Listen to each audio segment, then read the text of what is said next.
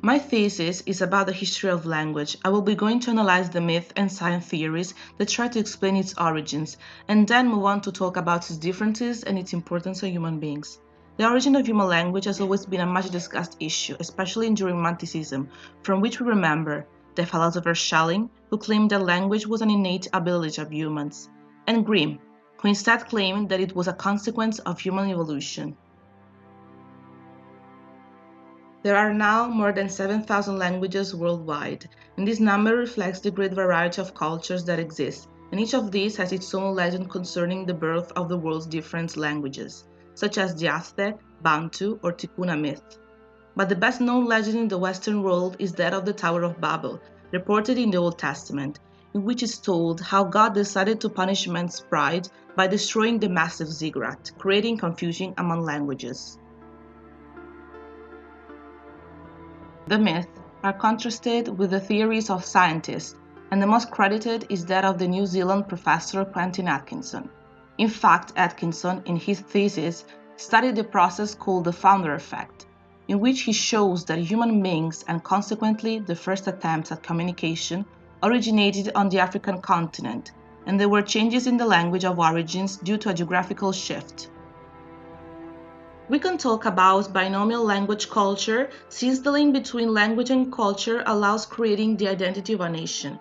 In the past, this was used as a weapon to colonize, and a prime example was Alexander the Great's colonization campaign of the Near East, which involved the imposition of Greek on the dominated people.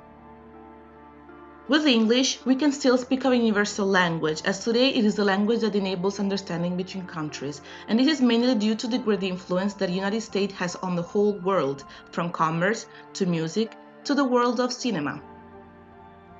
Language does not only change depending on the country, as there is also gender language. This difference is very evident in the Italian language, which was born based on the male persona. However, with the increasing entry of women into the working world since the mid-20th century, there has been a linguistic revolution. There are also differences in language according to age. In fact, the language of youth is a language of its own that can differ from region to region, rich in variance, compared to the language of adults, as it is highly influenced by foreign languages. Although language was born as an oral means of communication, soon the first attempts at writing began to appear, which over time have developed, enabling us to preserve and pass on our history.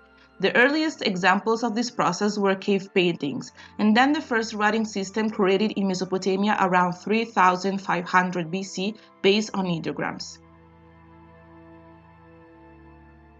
Johannes Gutenberg made a major leap in the history of communication in 1456 with the invention of movable type printing, which made manuscripts faster to circulate.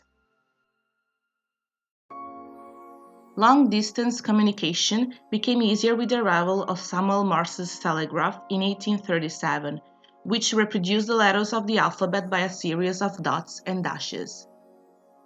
But there was a further breakthrough beginning in the mid-19th century with the invention of the telephone by Antonio Meucci with the help of Thomas Edison, who added the phonograph and gramophone.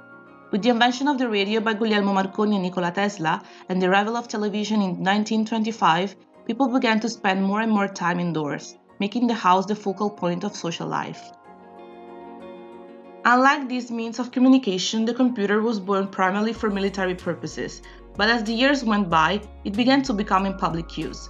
This increased after the advent of the Internet during the Cold War, opposing American forces and the USSR, which then developed into the World Wide Web, which is the Internet we all know today.